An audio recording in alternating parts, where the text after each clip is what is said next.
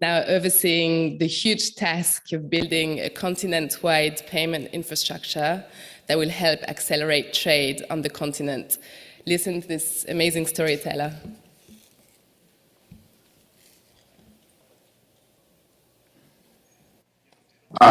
Good morning, ladies and gentlemen. It's an honor to have the privilege to have this conversation with you, to discuss what we are doing at PAPSS, and to discuss how it literally is able to transform our continent.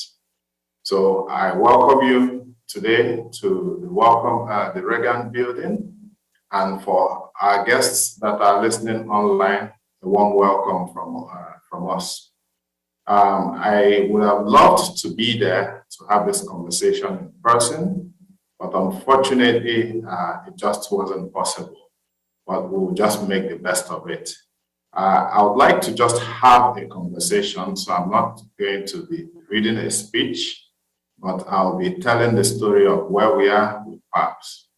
It's a critical element in that journey to build the prosperous Africa that we want, as encapsulated in the Agenda 2063, the Africa we want.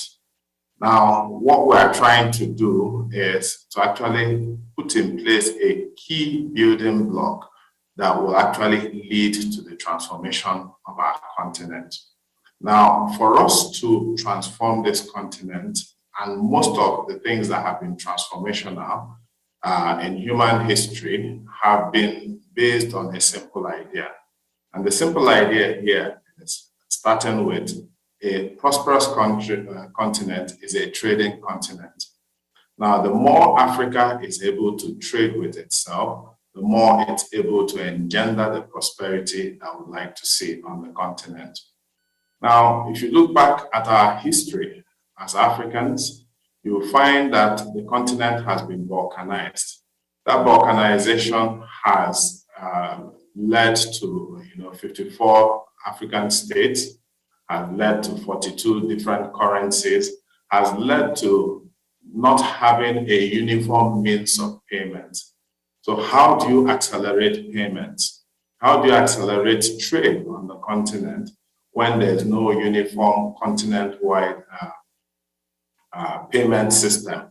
How do you accelerate trade when today the demand for third-party hard currencies has actually continued to weaken African currencies, has led to a situation where African currencies cannot facilitate trade across our borders.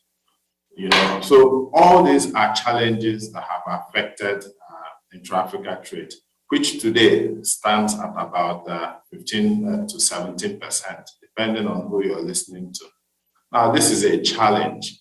When you look at the concept of a market is a fixed, sometimes a geography, but a fixed set of participants trading, exchanging goods and services based on agreed rules and having a defined means of payment.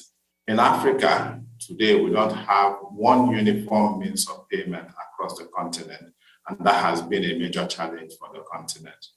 And we know that when you talk about trade, when you talk about human beings generally, they don't consume money, they don't consume cash, they consume goods and services. And for that goods and services to be consumed, payment is that trigger that facilitates that exchange of value. And that's where and how people consume goods and services. So the more we make payments efficient, the more we're actually able to accelerate the growth of these value exchanges. And the more these value exchanges take place, the more we engender the prosperity of the continent.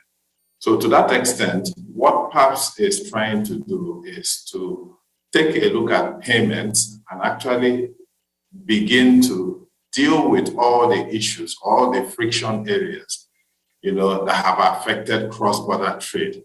And again, economists tell us, and by the way, I'm not one, that the GDP of nations or of a continent is calculated by looking at consumer spend, government spend, investment, and the difference or the net of import and export.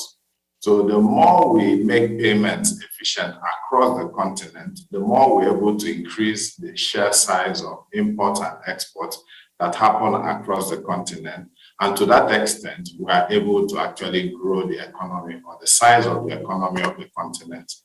Now, today, if you are doing business from Maputo to Lagos, from Lagos to Dar es Salaam, you do not have a consistent means of making this payment.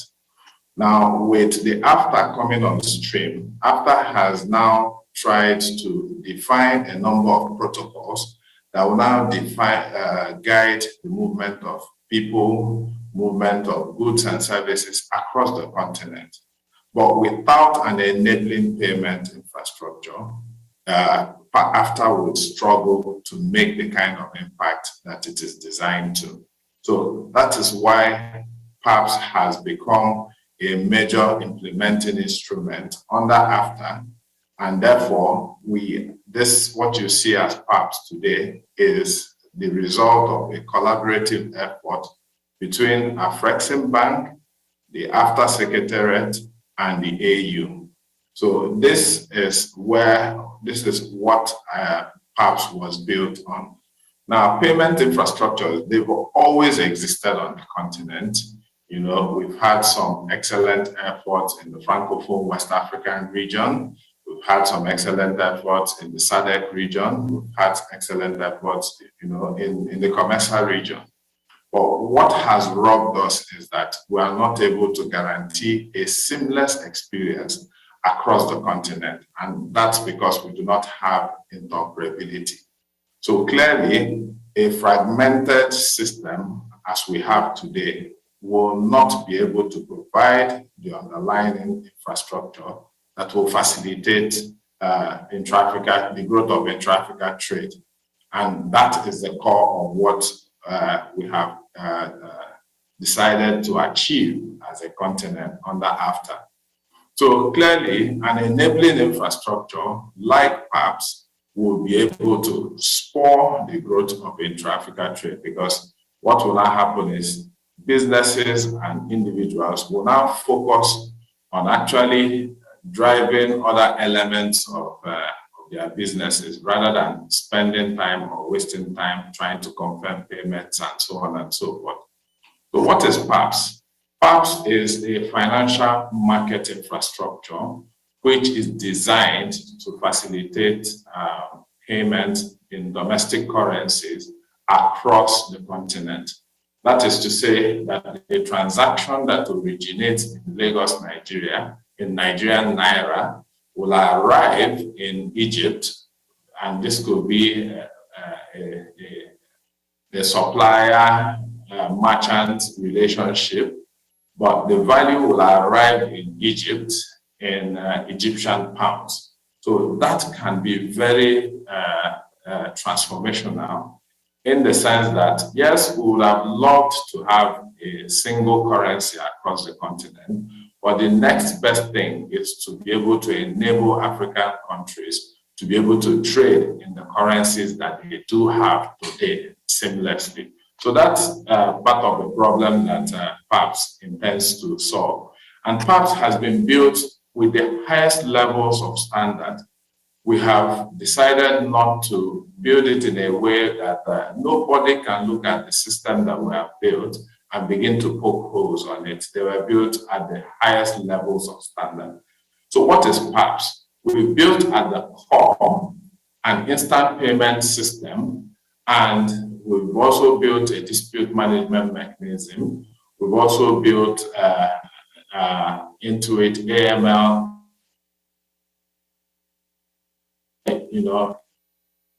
a sanction screening onto that system. And we've also built around it a number of governance organs. And a few of those governance organs are run by the central banks, and the board of PAPSS is run by very eminent people from across the continent. And these governance structures include the PAPSS Governing Council, which has the governors of the central banks sitting on it. So that's what you have at the core of PAPSS. Now, we've now started bolting onto that core central banks, connecting into central bank systems. We've started in the West African region. So we've connected into both their RTGS systems, and we've also connected into the central bank's core systems. Now, on top of this, we've now started bolting on commercial banks, and we're starting with the largest commercial banks on the continent, who together now form the core of the settlement infrastructure. Now, on top of these participants, PAPSS, the direct participants, which include the central banks and large commercial banks, we now have indirect participants, which could be smaller commercial banks, card schemes, money transfer operators, etc. Now, on top of all of this, we've now created an innovation layer. We are hoping that by putting this rail in place, we can actually spark up a significant tech revolution on the continent, such that fintech entities will begin to compete with their counterparts in places like China and India, because we have put in place a fundamental rail that connects across all of the countries. Now, PAPSS enjoys significant support from key African institutions, from the AU to the AFTS Secretariat. AFTS, by the way, is actually a partner in bringing PAPSS to life, okay? And we've also enjoyed a lot of support from central banks. At the last, in 2019, in Miami, in July, the AU Heads of State formally launched PAPSS as an initiative and also endorsed it as an implementing instrument for the AFTA. And subsequently, in all their gatherings, they have also further committed themselves to PAPSS going live. Now, where are we in terms of our PAPSS rollout? We've been able to connect into all the central banks in the WAMSI region. We have also been able to commence integration with 2 other central banks outside of the WAMSI region. We are now integrating with 6 major switches, which includes the national switch in Nigeria, the national switch in Ghana, the national switch in the Gambia, and we are connecting to some of the largest banks on the continent. We have also gone ahead to sign significant MOUs with key institutions across the continent, including Smart Africa and the Commercial Clearing House, and also BUNA, which is a cross-border system in North Africa, connecting North Africa to the rest of the Arab world. Now, allow me to emphasize that PAPSS is not designed to cannibalize or replace existing systems. It's designed to actually bring about interoperability. We want fintechs from across Africa to begin to bring solutions and have a rail that will support the solutions that they build. Again, the journey has been very interesting. We are supporting a number of fintechs. We are engaging with a number of fintechs across the continent, of course, under the watchful eyes of the country level regulators, and we will not do anything that is not sanctioned by the country regulators. I started my discussion by saying it's a simple idea that a prosperous continent, a trading continent is a prosperous continent. I would like to end it with another simple idea. And that simple idea is that when someone wants to travel from Lagos to Accra, okay, he does not travel from Lagos to New York and then from New York to Accra. Or he doesn't go from Lagos to London, then from London to Accra. he just enters the plane from Lagos and arrives in Accra. We don't even ship goods that way. We don't ship our goods from Lagos, first of all, to New York before bringing it to Accra. So why does money have to travel in that way? Technology is not an issue with technology. We know for a fact that it will have a transformational impact on the continent. And we think that we can use this rail to actually impact every areas of our lives, give ourselves a chance at succeeding with our dreams as encapsulated in AFTA, and create that Africa that we want by 2063. I thank you very much for listening.